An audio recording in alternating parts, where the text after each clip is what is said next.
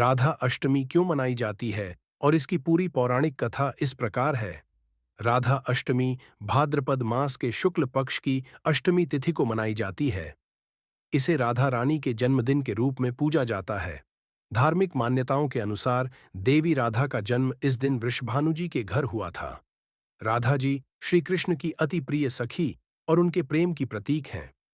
कथा के अनुसार राधा श्री कृष्ण के साथ गोलोक लोक में रहती थीं। एक बार जब राधा कुछ समय के लिए गोलोक में नहीं थीं, तब श्री कृष्ण अपनी सखी विरजा के साथ घूमने निकले।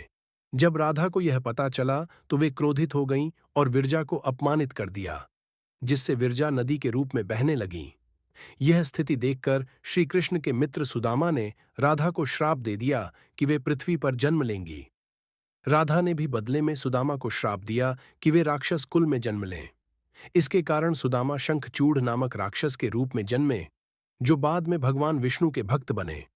इस प्रकार राधा रानी पृथ्वी पर जन्मी और अपने जीवन में श्री कृष्ण के साथ दिव्य प्रेम की गाथा रची। इस दिन भक्तजन व्रत रखते हैं, पूजा करते हैं और राधा और कृष्ण की जोड़ी का स्मरण करते हैं। राधा अष्टमी के व्रत से भक्तों के जीवन में सुख, शांति और समृद्धि आती है। राधा अष्टमी के दिन श्री राधा की विशेष पूजा होती है, जिसमें पुष्प, धूप, दीप और अन्य मंगल सामग्री का प्रयोग किया जाता है।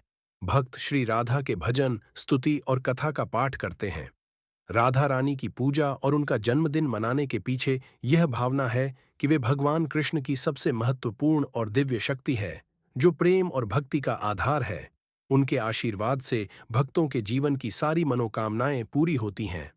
राधा अष्टमी की पूरी कथा में भगवान सदाशिव, देवर्षि नारद और अन्य देवताओं का भी उल्लेख है, जो राधा रानी के गुणों और महिमा की प्रशंसा करते हैं। इस प्रकार राधा अष्टमी एक अत्यंत महत्वपूर्ण त्योहार है, जो प्रेम, भक्ति और आध्यात्मिक समर्पण का प्रतीक है।